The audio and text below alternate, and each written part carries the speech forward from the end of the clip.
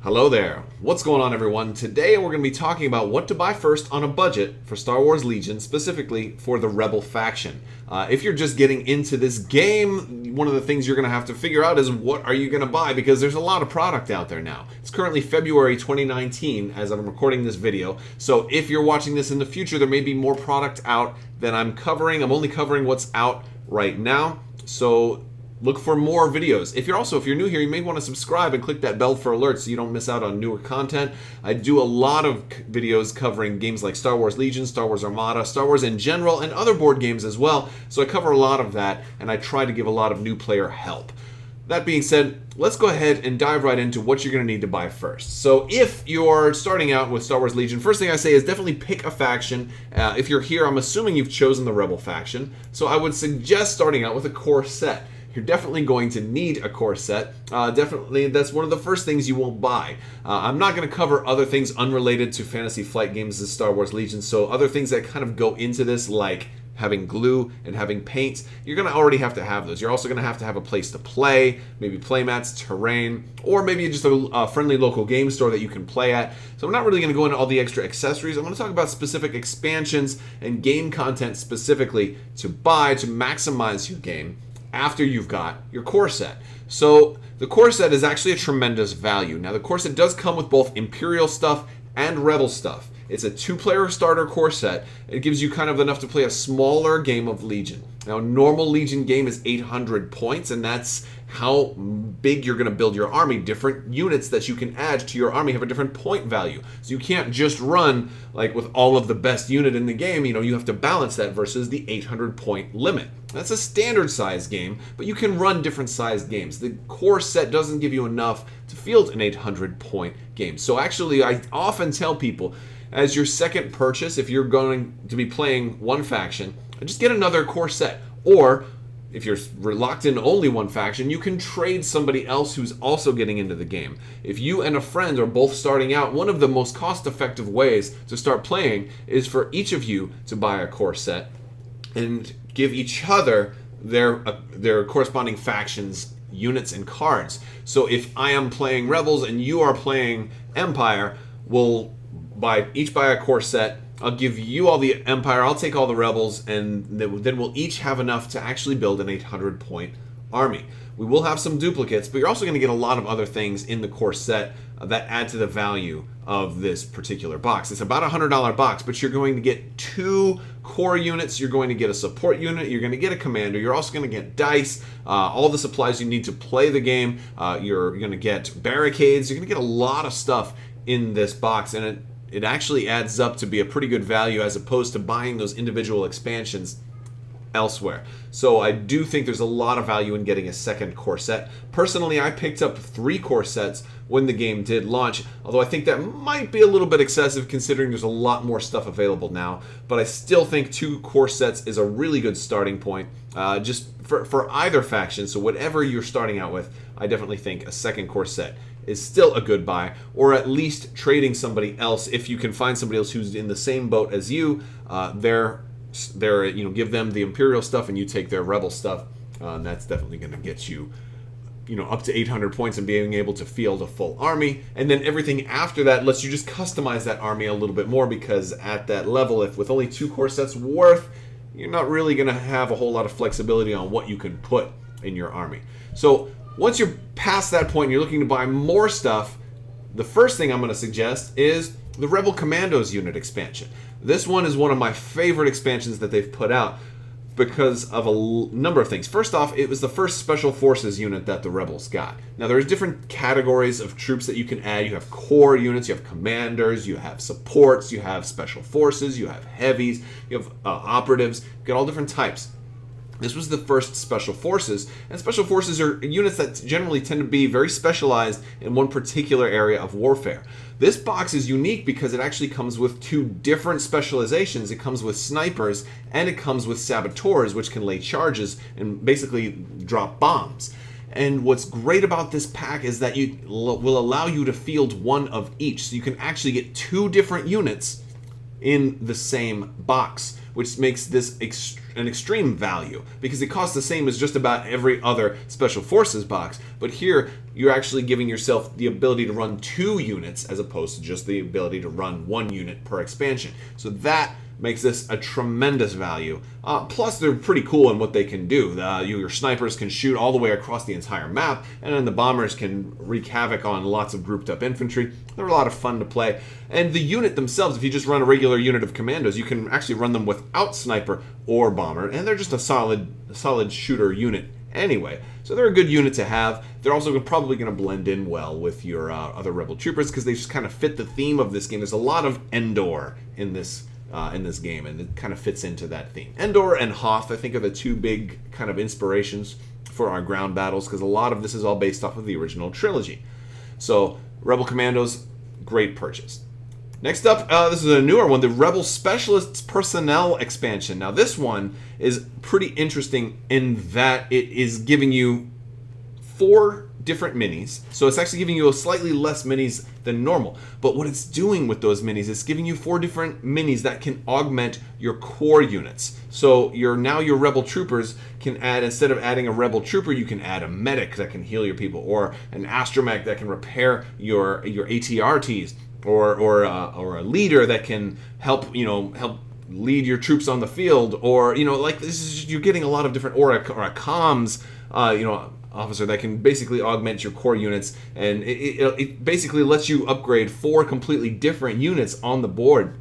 But in addition to that, you can take that leader mini and you can run him as a generic Rebel commander, and that is very, very cool because that will give you the value in this. Is basically that Rebel commander is very cheap to get into your army. He doesn't use up that many points compared to the Luke Skywalker you will have in your core box. And so by putting a cheaper commander in there, that gives you more points. So now you can afford to put all the stuff from those core boxes plus your Rebel Commandos in there, and you basically you can have more activations and you have more points to spare for other things. So this, because the fact that you have, you're getting a commander unit, a cheap commander, which is very cool, and it can hand out dodge tokens, and he can do things that Luke Skywalker doesn't.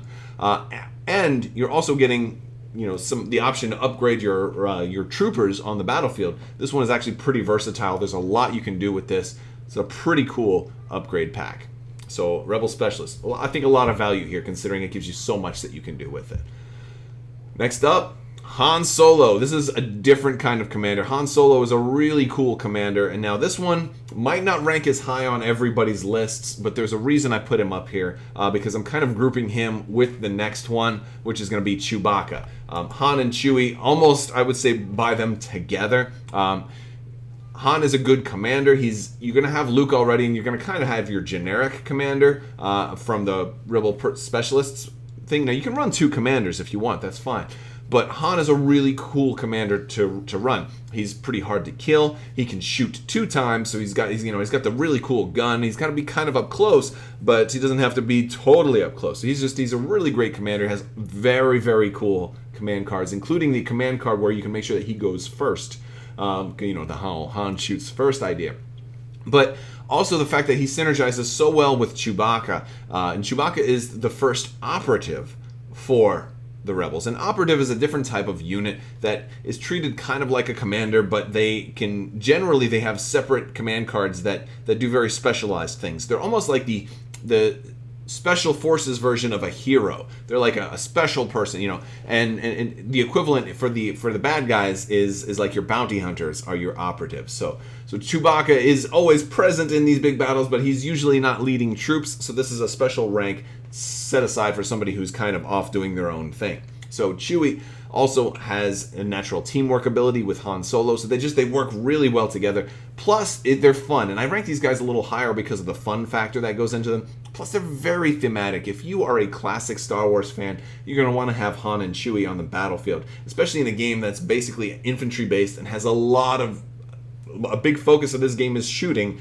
They're great shooters. So, Han and Chewie are great for that. But they're also can be really nasty if you get up close to them too. I mean, Chewie will rip your arms off. And because these are plastic minis, a lot of times the arms can come off. All right, joking aside. Chewie and Han, great together. Next up is, I'm putting the Fleet Troopers up here as one of the top buys. The Fleet Troopers is a great a great core expansion. And what they are doing is they're giving you a different core option, so you don't have to just run Rebel Troopers. Now, one of the things that you have to have in any list is you have to have at least one commander, and you have to have at least 3 core units. So if you've been playing for a little while, you're going to probably get tired of just running Rebel Troopers. Now, Fleet Troopers gives you a different option that you can run for core, and they actually function very differently while you're because they're a little bit more close ranged, and they're a little bit better for like area control, being able to go into one area and kind of hold it down a little bit more. So they're very, very good for that purpose. They're a little more expensive, so I wouldn't say buy a whole lot of Fleet Troopers, but 1 or 2 is usually good, or at least 1. And the other thing is they do come with certain cards that weren't found in the core set. These guys came out pretty early in Legion's life cycle, and they come with a couple of upgrades, which are nice also. But the great thing about them is that also they look different and they function differently, and I think it's fun to be able to change up your option for core. If you really want to have fun, maybe buy 3 of them and then run these as your only core. That'll surprise an opponent, because generally, an opponent expects rebels to run a lot of Rebel Troopers because they tend to be cheap and leaves your points spread open for other things. And next up is Leia. Leia's a real good commander. She is a little lower on my list now because in my first What to Buy First, we didn't have the Rebel Specialists personnel expansion. And so I feel like that generic commander does like half of what Leia did, at a cheaper cost. So now like Leia's basic abilities don't shine as brightly since there's somebody else who kind of does what she did. But she does have really cool command cards, and so that is, and that's actually something else you get in the Rebel Specialist personnel. You do get some more generic command cards. I forgot to mention those. Those are pretty cool too. But Leia's got some really, really good command cards. I think that's what makes her a really great commander, is those command cards that she has that really give you some special functionality and surprise tactics. Now, Leia as a commander herself she's pretty balanced. She's not super strong, but she's respectable. She's got a decent firearm. She's got some good keywords, and she has some decent support that she can give to the troopers near her. She actually likes to be in a list with a lot of Rebel Troopers because she can hand out dodge tokens, and the Rebel Troopers can take advantage of dodge tokens. So it's good stuff, but she's not as unique anymore, since you probably already have your Rebel Specialist personnel expansion. Now, if you didn't get the Rebel Specialist personnel expansion, then I would probably rank Leia a little bit higher. And also, I want to caveat all of this with, if you're a big Leia fan, there's absolutely nothing wrong with getting Leia first. She's a great first buy. Actually, everything that I've mentioned so far is very, very high on my list. Now, after this is where things kind of drop off, and they're I think maybe less important. So like those first 6 or 7, I think are definitely high priority. Everything else on this list is going to be lower priority. You don't need to get this stuff right away. Everything from this point forward is stuff you can get eventually. It's not, you don't have to rush to get the rest of this stuff. But I still kind of put it in an order. The order is less significant from this point forward. Next up, Rebel Pathfinders. These are a fun unit, very, very strong. They're kind of giving you something the Rebels don't have a whole lot of, and that's the option to shoot at range 4, so they have a lot of range. They're very, very long range folks that are multi-purposed, and that they can switch to be very good up at close range as well. But they're a little more advanced in their tactics because they can deploy anywhere on the battlefield, and they have dual-sided cards and stuff. It's probably not a best, they're also a Special Forces unit, and I figure you're already going to have at least 2 Special Forces units, because if you picked up a Rebel Commandos, you've already got a Strike Team and a regular Commandos that are in there. So you really don't need a whole lot more Special Forces right away.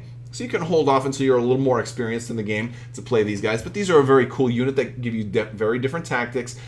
They can deploy anywhere. They're very good for certain objectives. And they have pretty good firepower. And they're kind of hard to kill, so that's pretty cool.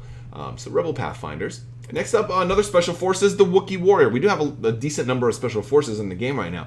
The Wookie Warriors are cool. I ranked them a little bit below the Rebel Pathfinders just for value, because for the same price as a Special Forces pack, you're only getting 4 minis in this. Now, granted, the minis are Wookiees, so they're like physically larger, but you're getting less miniatures in this box. So that is, that's worth pointing out.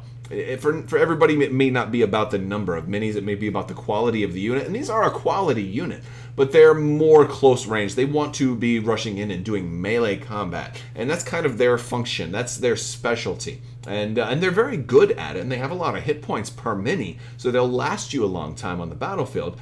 But I think their charge mechanic of wanting to rush in and get into melee and do damage right away, it's very cool. It's not that common. That's what they specialize in. I just don't think there's something that you need right away. So you got your Wookie Warriors.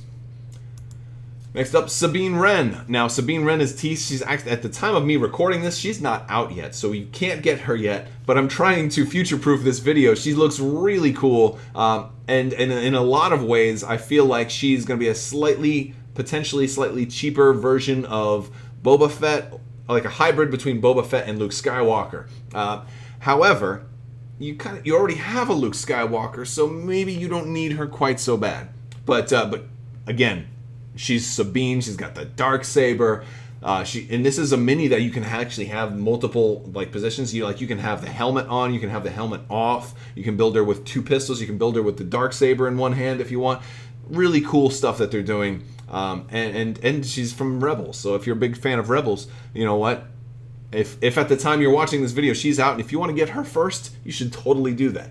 However, I think the value added at this point for a new player is less, because she's similar in some ways to Luke Skywalker. She's got the jump keyword. He's jumping with the Force. She's jumping with a jetpack.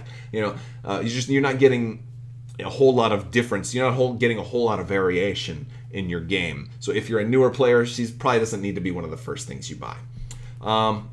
Next up is Jyn Erso. Now, Jyn Erso is also she's a commander. She's pretty cool, but I think she's got a little bit more advanced gameplay. She's a little bit more risky on her gameplay, a little bit more luck-based too. She can be pretty tough to kill, but at the same time, she is doing some of these new tactics that the Rebel Pathfinders have, where she can deploy anywhere on the battlefield, or provisionally anywhere on the battlefield. And I just think that's a little bit more of an advanced kind of play in the way that she's interacting with other units.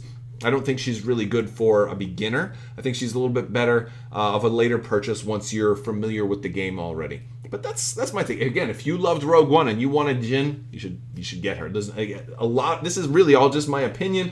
If you have a preference, let your fun factor and let your excitement drive you more so than you listen to me.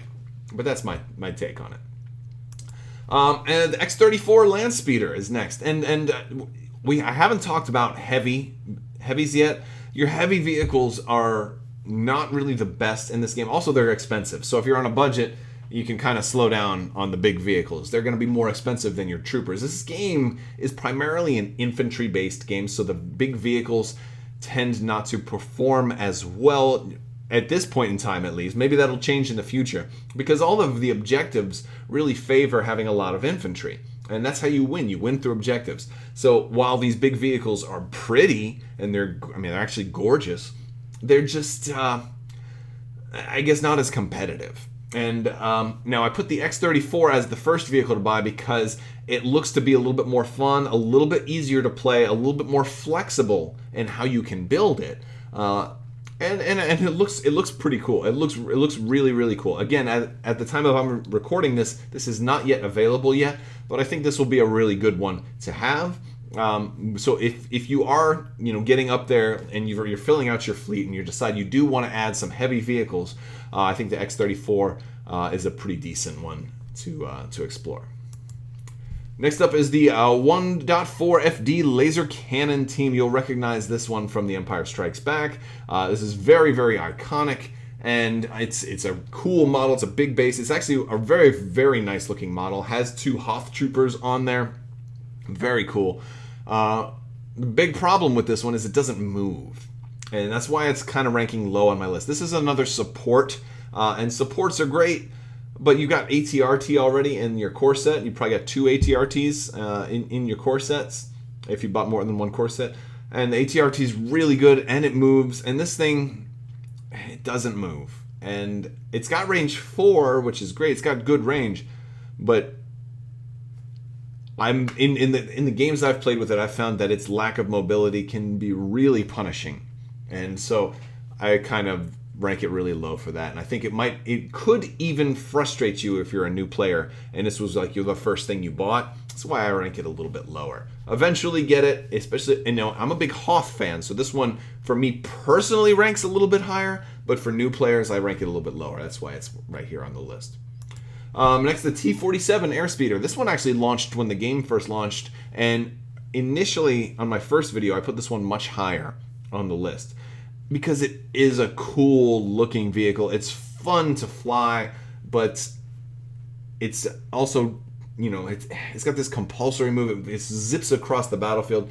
Fun factor is actually really high on here. It's just not competitive, and it's so expensive. It eats up a big chunk of the points in your army, and because of that, I have to rank it kind of lower. Again, very fun, very iconic. Again, if you like the Hoth stuff, this is definitely a must-buy at some point. But it's also big, and it's going to be expensive. It's going to be more expensive than everything else. If you're on a budget, you know, you don't want to spend maybe a big significant part of your, you know, of your disposable income on this unit that's going to A, not be that competitive, and B, you know, you could have bought, you know, maybe 3 different other smaller expansions for the price of this. I'm exaggerating, probably 2. You could have probably got 2 other expansions for the, I mean, unless you know, happen to find a good sale and got like maybe Han, Chewie, and Leia all bundled together or something like that. You could potentially, because I think this was about 30, whereas most of like the Commandos are about like 11 or 12.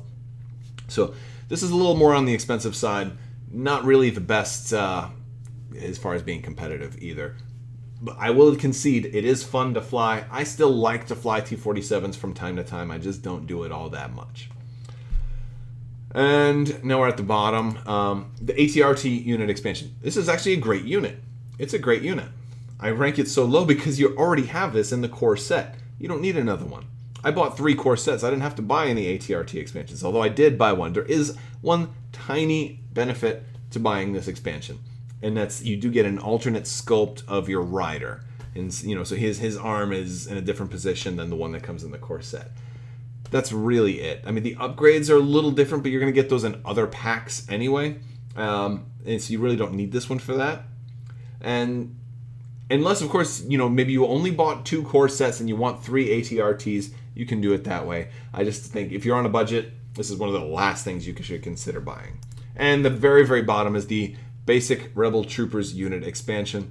There's really nothing in here that you need that you can't get elsewhere. There's no alternate sculpts. You're already getting 2 Rebel Troopers in 1 core set. Now you do need 3 core units to play the game for a standard game, right? You need 3 core units. So if you just buy 1 core set, you'll actually be 1 core unit shy. So you could buy a Rebel Troopers for that. But if you're at that point, just buy a Fleet Trooper and you have something different. Right? And then you get like impact grenades with the Fleet Troopers. You get some different upgrades. You don't need this pack. And if you've taken my advice and gotten a 2nd core set, you don't need this at all. At all. So, but again, maybe you just really like the look of these Rebel Troopers. Maybe you've looked them up and you like the models in here and you like the sculpts and you want nothing to do with Fleet Troopers or any other type of core. And again, they may come out with new core options in the future after I'm announcing this video. There may be some more stuff that comes out.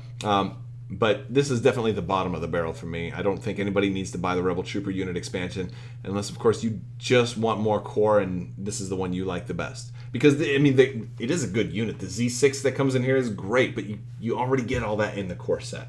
So that's my list, guys. If you like this video, go ahead and give it a thumbs up. Let me know what you think in the comments below. If you're new here, definitely invite you to subscribe. I've got different giveaways going all the time. There's one right now for a lightsaber. There's more details for my giveaways on Crabbok.com, so you can check that out for more helpful information as well. Or you can hop in my Discord. I'll have links to all this in the description below. But I like to help out with games like this, Armada, X-Wing, a lot of other board games, and also stay tuned for other Star Wars news as well. 2019 is going to be a huge year for Star Wars, and hopefully we'll be getting more Legion news soon, specifically for the Clone Wars. I can't wait to find out about that.